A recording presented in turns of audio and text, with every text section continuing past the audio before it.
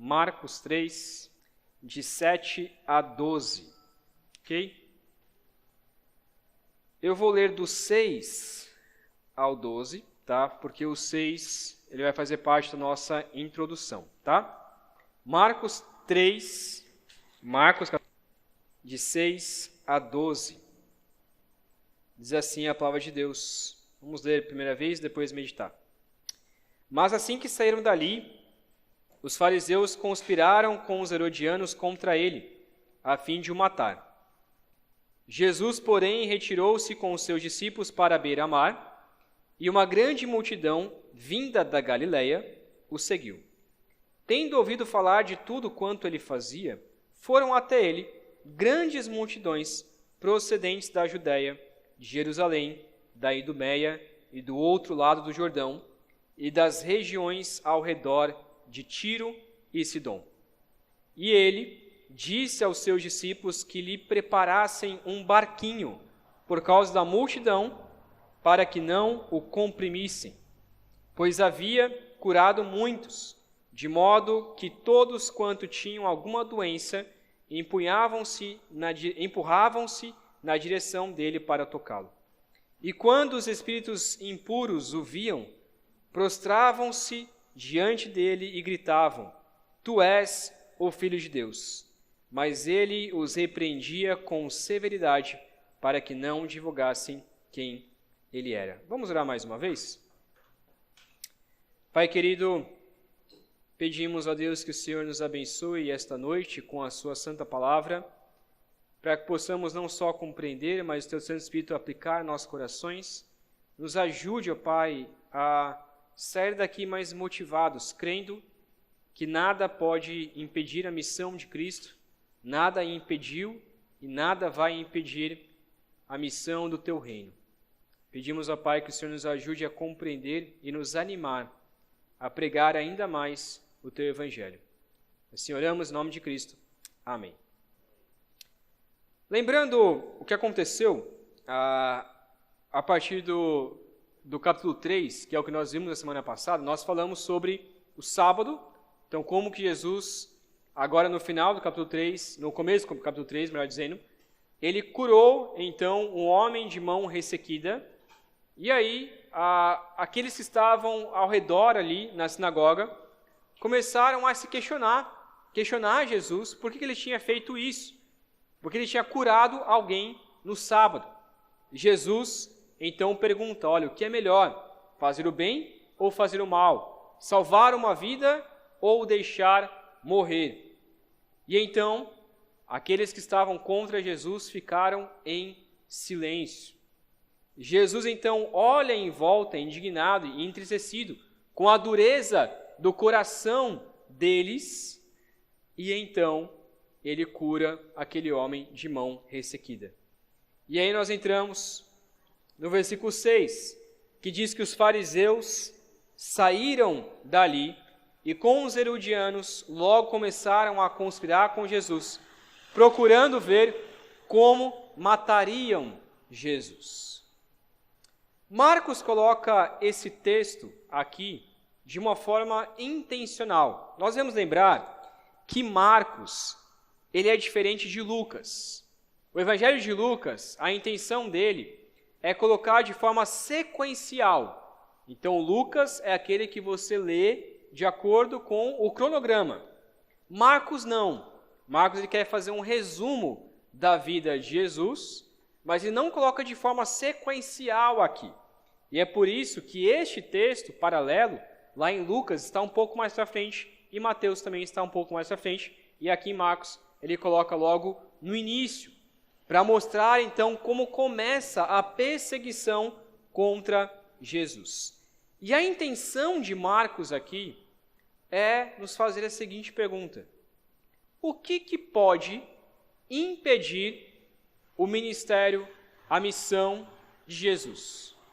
Será que existia alguma coisa que poderia impedir a obra de Cristo Jesus? E é isso que nós vamos então ver esta noite. O que pode impedir a obra de Jesus? Veremos então 3 tentativas do que aconteceu aqui. Primeira tentativa, versículo 7 ao versículo 8, a perseguição dos religiosos. Vou ler novamente. Jesus se retirou com os discípulos para o mar, ou para a beira-mar. Uma grande multidão o seguia. Eram pessoas que tinham vindo da Galiléia, da Judéia, de Jerusalém, da Idumeia, do outro lado do Jordão e dos arredores de Tiro e de Sidom, porque ouviam falar das coisas que Jesus fazia. Então, versículo 6 diz que os fariseus, eles saem dali com os herodianos e começam a conspirar contra Jesus, procurando ver como que mataria. Lá em Lucas e Mateus, nós descobrimos que, na verdade, houve várias tentativas dessas mesmas pessoas para matar Jesus. E Jesus, percebendo então que essas pessoas queriam o matar, ele foge, ele vai para a beira-mar. No início do ministério de Jesus, ele pregava nas sinagogas. Todo sábado, ele ia até a sinagoga e pregava o evangelho ali, aonde deveria ser lida a palavra de Deus, lido o Antigo Testamento, e aonde poderia então se pregar facilmente o evangelho. No entanto, Jesus começou a perceber que os religiosos começaram a tentar matá-lo. E por isso o que ele faz é sair da cidade para não ser impedido, para que o seu ministério, a sua missão não fosse impedida de continuar. Ele sabia que se ele continuasse nas sinagogas, logo ele iria ser impedido de continuar a pregar o evangelho e de curar pessoas e expulsar demônios. E logo ele seria morto. Jesus sabe muito bem que o reino de Deus, ele poderia ser pregado em todo lugar, e não só nos templos, e não somente também nos sábados, como os fariseus faziam. Os fariseus só pregavam o evangelho nos sábados, no templo, porque era o único lugar que as pessoas que eram religiosas poderiam entrar. Os pecadores não poderiam entrar nas sinagogas. As mulheres e as crianças também não poderiam entrar nas sinagogas. Então, para o fariseu, ele não se importava com pecadores, não se importava com as mulheres, não se importava com as crianças. Mas Jesus, o que ele faz é continuar pregando o evangelho para todos os pecadores, para todas as pessoas que chegavam a ele, para os de mão ressequida, como a gente acabou de ver, para os cegos, para os leprosos. Jesus pregava o evangelho para todos, para as mulheres e para as crianças. E é por isso que ele diz, lá em Mateus, deixe vir a mim as crianças, porque delas também pertence o reino dos céus. Elas também devem ouvir o evangelho. Para um fariseu, isso era uma abominação. Você dizer que você pode pregar o evangelho para uma criança. Para ele não fazia sentido, porque uma criança não tinha entendimento algum de compreender a palavra de Deus. Mulher, mesma coisa. Para ele, as mulheres poderiam se arrepender dos seus pecados, poderiam seguir a Deus, deveriam seguir a Deus, mas não tinham o direito ou o privilégio de entender a palavra de Deus. E eu sabia muito bem que a palavra de Deus era para todas as pessoas. E é por isso que ele vai à beira-mar. Jesus não queria somente que os religiosos ouvissem a palavra. Ele veio para salvar, como nós já vimos, aquele que estava doente, aquele que estava perdido. O interessante desse texto é mostrar que lá no versículo 3, no versículo 6, ele faz esse contraste, ele diz, versículo 6, olha, os herodianos e os fariseus começaram a conspirar contra Jesus. Olha que interessante, versículo 7, no final, e o versículo 8, diz que uma grande multidão começava a seguir Jesus. Ele descreve da onde que essas pessoas vinham para seguir Jesus. Eram pessoas da Galiléia, da Judéia, de Jerusalém, da Idumeia, do outro lado do Jordão, dos arredores de Tiro e de Sidom, porque ouviam falar das coisas que Jesus fazia. Qual é o contraste aqui? Enquanto os fariseus estavam com inveja de Jesus, enquanto os fariseus faziam o máximo para impedir que o ministério de Jesus continuasse, o que acontecia com o ministério de Jesus? Crescia cada vez mais. Ao ponto de Jesus nem precisar mais ir para outros lugares. Ao ponto de Jesus ter que ir para a beira do mar. Porque tinha uma rota de fuga, que é o que nós veremos daqui a pouco. Porque muitas pessoas começaram então a buscar a Jesus. Nós não conseguimos mensurar quantas pessoas iam atrás de Jesus. E isso deveria dar uma raiva imensa nos fariseus. Enquanto a obra de Jesus crescia, as pessoas deixavam de ouvir o ensino religioso hipócrita dos fariseus. Isso também deve, fazendo uma aplicação para nós, também nos deve dar um consolo. Por mais que a nossa igreja ainda não seja uma igreja grande, e talvez nunca seja considerada grande em comparação com outras igrejas, mas ainda assim, nós podemos crer que aos poucos, se Deus assim quiser e se Deus assim permitir, Ele vai trazer pessoas para ouvir a verdadeira palavra, se ela for pregada fielmente. Nós devemos acreditar que o nosso papel é só pregar a palavra de Deus fielmente. Ser uma igreja saudável, ser uma igreja que pregue o Evangelho. E aos poucos, assim como aconteceu com Jesus, Deus pode acrescentar a cada dia aqueles que vão então conhecendo o Evangelho. Nada é um impeditivo, nada pode impedir o crescimento da obra de Jesus. E não é perseguição de pessoas, não é perseguição de falsos religiosos que vai impedir a obra de Jesus. A segunda tentativa, versículo 9 e versículo 10, é a segunda tentativa de impedir o ministério de Jesus, por mais estranho que pareça, que é o que nós veremos, são multidões sem propósito. Multidões sem propósito. Olha o que diz versículo 9 e versículo 10. Então recomendou aos seus discípulos que sempre lhe tivessem pronto um barquinho, por causa da multidão, a fim de não o apertarem. Pois curava muitas pessoas, de modo que todos os que tinham alguma enfermidade se esforçavam para chegar perto, a fim de poderem tocar nele. Um outro motivo que tentava impedir o ministério de Jesus, a obra de Jesus, por mais estranho que pareça e que poderia impedir o ministério de Jesus, eram as multidões.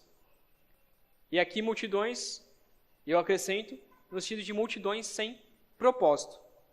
Pode não fazer sentido, mas as multidões muitas vezes impediam que Jesus tivesse um tempo mais pessoal com os seus verdadeiros discípulos. Impedia Jesus de muitas vezes alcançar aqueles que estavam ali de fato para ouvir a mensagem. Se Jesus só desse atenção às multidões, os seus discípulos iriam ficar de lado. E por isso a sua estratégia era deixar um barco preparado para sair dali caso fosse necessário. Ou então caso as pessoas começassem a apertar ao ponto de só querer ser curado por Jesus e não escutar a mensagem de Jesus. Jesus não estava ali só para curar. E a gente vê na história que muitas pessoas foram curadas só de encostarem em Jesus. E o poder de Jesus saía. Talvez muitas estavam ali só porque queriam ser curadas. Não queriam buscar a Deus. Não queriam se arrepender dos seus pecados. Queriam só ser curadas.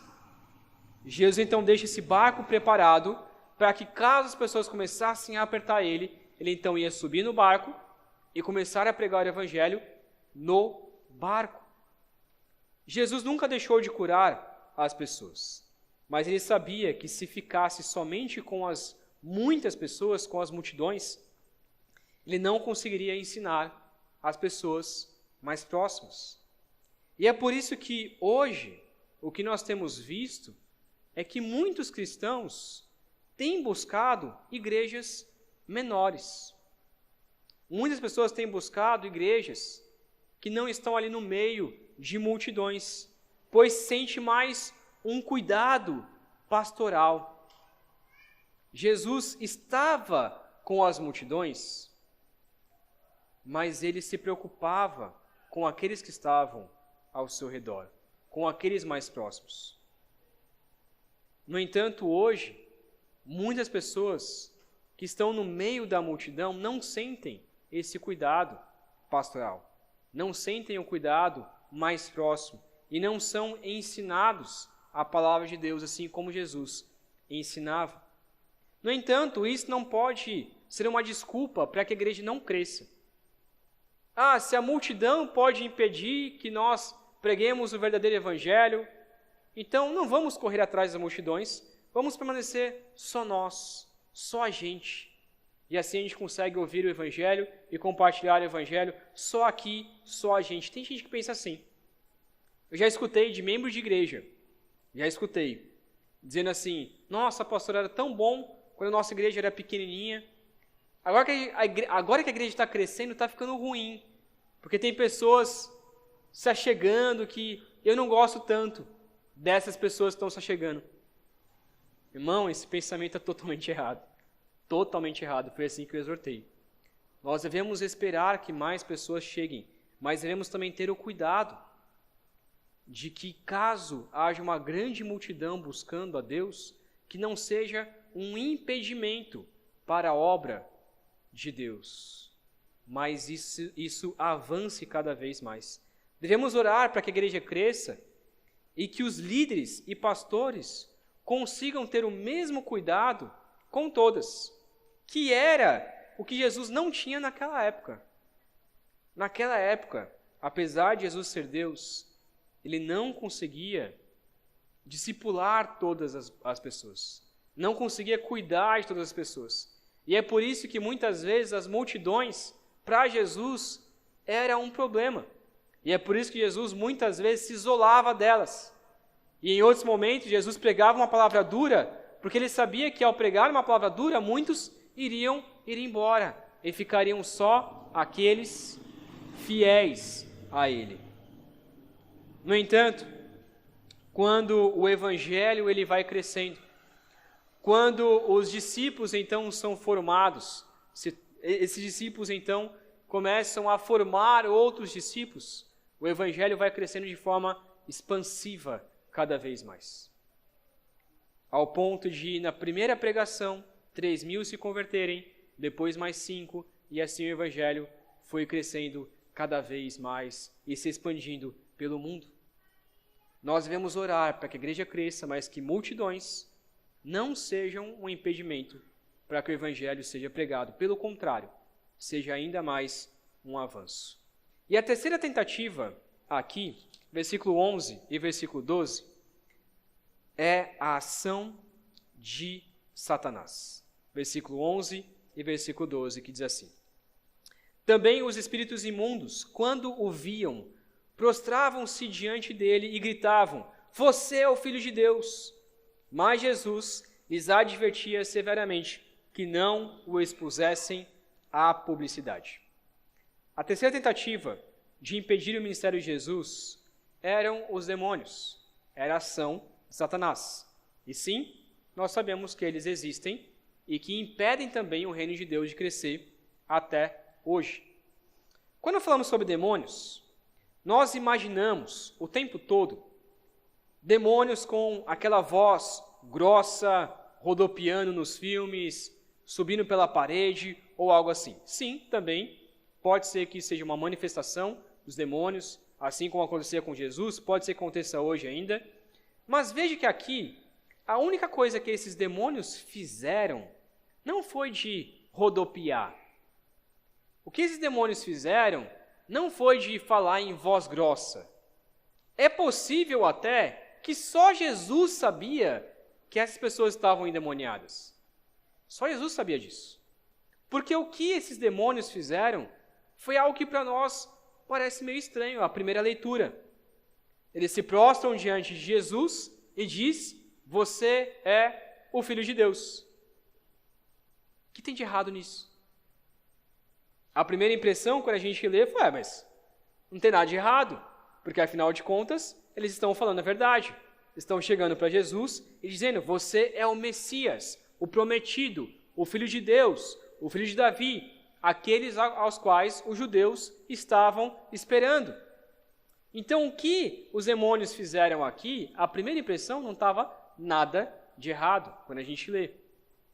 Mas Jesus se incomoda com isso.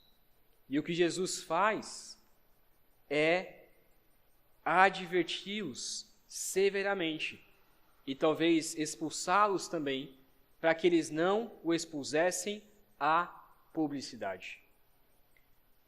Jesus sabia que a intenção desses demônios não era de revelar Jesus como o Messias.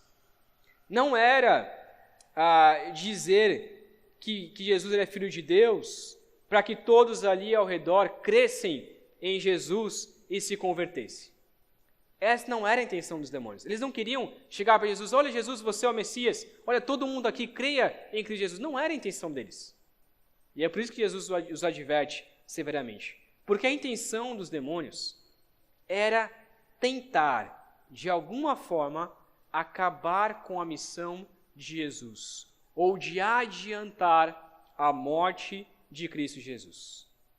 Se Jesus falasse para todos ali ao redor, de forma pública, que ele era o Filho de Deus, que ele era o Messias, que ele era o próprio Deus, os fariseus poderiam acusar Jesus de blasfêmia, prender Jesus, entregá-lo para as autoridades judaicas para ser então condenado, que é justamente o que acontece com Jesus no final da sua vida, da sua história.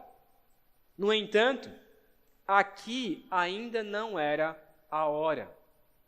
Os demônios sabiam disso, e os demônios queriam acabar com a missão de Jesus naquele momento, revelando Jesus como Filho de Deus, para ver como Jesus responderia diante disso. E aí os fariseus falaram assim: peraí, chamaram Jesus de Filho de Deus, chamaram Jesus de Messias, e Jesus não fez nada.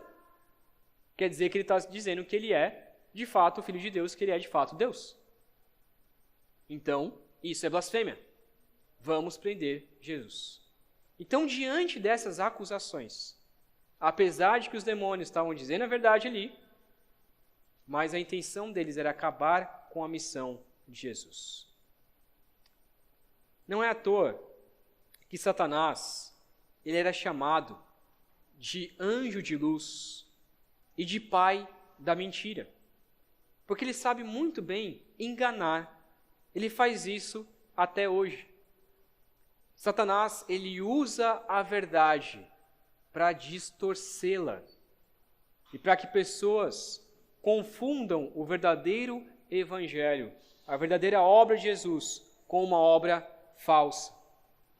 Essa mesma situação aconteceu com Paulo, lá em Atos 16, 17 e 18, que eu vou ler aqui. Atos 16, 17 e 18. Seguindo a Paulo e a nós, uma mulher, gritava, dizendo: estes homens são servos do Deus Altíssimo e anunciam a vocês o caminho da salvação. E isso repetiu por muitos dias. Então Paulo, já indignado, voltando-se, disse ao Espírito: em nome de Jesus Cristo, eu ordeno que você saia dela. E na mesma hora, o Espírito saiu. Novamente, isso acontece com Paulo. O Espírito usando a mesma estratégia, usando a verdade para impedir o ministério, a obra de Jesus e a obra dos discípulos. Essa mulher endemoniada está dizendo: olha, eles são servos de Deus Altíssimo e anunciam a vocês o caminho da salvação, não está fazendo nada de errado. Mas isso faria com que Paulo e os outros se associassem àquele demônio. As pessoas falam assim: peraí, se os demônios estão dizendo que eles são servos de Deus, que Deus é esse? Será que eles não estão associados a esse demônio? E isso faria com que a pregação do Evangelho ela fosse impedida. Nas igrejas verdadeiras, o diabo também tenta impedir que elas cresçam e continuem pregando o Evangelho.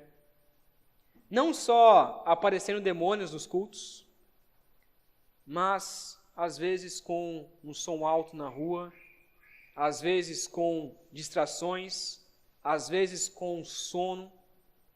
O diabo também enfeitiça a igreja para não sair nas ruas para pregar o verdadeiro evangelho e deixa os membros confortáveis demais para cumprir a missão. Existe um livro do C.S. Lewis chamado Cartas de um Diabo ao Seu Aprendiz. Neste livro, a história conta de um diabo, na verdade um demônio, que ensina o seu sobrinho demônio a como enganar um cristão. E uma das coisas que ele fala é, olha, não tira, parafraseando, tá? Ele diz assim, não tira o cristão da igreja. Não tire da igreja, mantenha na igreja. Mas faça com que ele não escute o verdadeiro evangelho. Faça com que ele viva uma vida religiosa. Faça com que ele se torne morno. Com que ele não pregue o evangelho. Não preste atenção no louvor, na palavra. Faça com que o cristão, ele escute a verdade, mas não creia na verdade. E é isso o que Satanás ele faz até hoje. E em outras igrejas, é o diabo quem reina. O próprio diabo está ali, na pessoa do próprio pastor, vestindo um paletó bonito, tendo uma bela voz, a Bíblia, mas não a prega como a deve. O diabo adultera a verdade, acrescenta regras que não estão na Bíblia, exige coisas das ovelhas que a Escritura nunca exigiu, para que as pessoas não creiam que Jesus é o verdadeiro Filho de Deus. Tente perguntar isso para um cristão. Pergunte para um cristão, Jesus é o Filho de Deus? Jesus é o próprio Deus? Muitos cristãos que se dizem cristãos de igreja, vão dizer que não. Por quê? Estão vivendo uma vida totalmente religiosa dentro da igreja, escutando a verdade, mas não crendo nela verdadeiramente, fielmente. No entanto, por mais que o diabo tente impedir a obra de Jesus, ele sabe que ele nunca vai conseguir impedir a obra de Jesus na vida dos verdadeiros cristãos. Pois como diz Paulo em Filipenses 1:6, que diz assim: estou certo de que aquele que começou boa obra em vocês há de completá-la até o dia de Cristo Jesus. Se você é um verdadeiro cristão, saiba que aquele que começou a boa obra em vocês há de completar até o dia de Cristo Jesus. Se ele começou a sua boa obra nessa igreja, ele vai completar essa obra até o dia de Cristo Jesus. Não há nada que pode impedir a obra de Jesus. As tentativas dos religiosos, as multidões e o próprio diabo não podem impedir o crescimento da missão de Cristo, o crescimento da missão de Jesus. As tentativas dos religiosos, multidões, falsas multidões, e o próprio diabo não podem impedir o crescimento da missão de Jesus. Se você faz parte da igreja, creia que não há nada que possa impedir a igreja de continuar na sua missão. Depois que o reino de Jesus ele foi estabelecido, não há nada que possa impedir a igreja. Nada pode impedir a igreja, nem mesmo a perseguição, nem mesmo a morte, nem mesmo matar cristãos no Coliseu. Pois como disse Justino Marte, ele diz que a morte dos cristãos é a semente do Evangelho. Então nem a morte, como diz Paulo, pode nos separar do amor de Cristo Jesus. Nada pode impedir a missão da igreja. Por isso, como cristão, se coloque nessa batalha. Enfrente o comodismo, enfrente a preguiça. Não se esconda no meio de uma multidão e não seja guiado pela voz de Satanás. Viva, de fato, o verdadeiro evangelho. É isso que Jesus nos ensina aqui. Que nada poderia impedir a sua missão enquanto ele estava na terra, e nada pode impedir a missão dos apóstolos, a missão dos discípulos, e nada pode impedir a missão da igreja, nada pode impedir a sua missão. Nem mesmo o diabo, nem mesmo perseguição, nem mesmo multidões sem propósito, nada pode impedir a missão da igreja. Vamos orar? Pai querido, obrigado, meu Deus, porque nós podemos crer que mesmo que estejamos no início dessa plantação, dessa igreja, ainda assim, ó Pai, nós confiamos que a sua igreja, ela permanece para todo sempre. Não há nada que pode impedir a missão de Cristo. Ó Deus, Jesus Cristo, Ele foi fiel em sua missão aqui na terra, Ele cumpriu a sua missão, Ele foi obediente ao Senhor até a morte de cruz. E por isso nós também, como cristãos, devemos ser obedientes ao Senhor e cumprir a nossa missão até a nossa morte, seja ela qual for. Ó Deus, obrigado porque nada pode nos separar do seu amor e nada pode impedir a missão da igreja. E é por isso que nós podemos com alegria continuar pregando o Evangelho, mesmo que o diabo tente nos impedir, mesmo que o comodismo tente nos impedir, mesmo que qualquer outra coisa, as perseguições, nos façam desanimar, mas ainda assim nós podemos estar alegres, nós podemos nos regozijar, porque assim como em Cristo, nós também hoje estamos nessa mesma missão de Cristo e nada impedirá essa missão.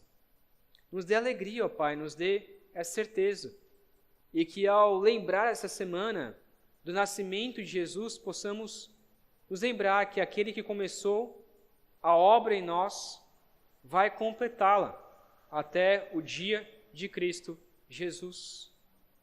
Podemos crer nessas verdades, ó Pai, que o nascimento de Jesus também é o início da obra do Senhor em nossas vidas, do novo nascimento em nossas vidas. Nós podemos crer que um dia iremos ter o resultado deste novo nascimento, que é a salvação plena em Cristo Jesus, a glorificação das nossas almas no dia de Cristo. Ó Pai, nos ajude a mantermos firmes, crendo que o Senhor está conosco na sua missão, que o Senhor está conosco no seu propósito. Nos ajude a continuar pregando o Evangelho de Cristo. Em nome de Cristo Jesus que oramos, pedindo também que a graça de Cristo Jesus, o amor de Deus Pai e o consolo do Teu Santo Espírito esteja conosco, hoje e para todo sempre. Amém. Amém.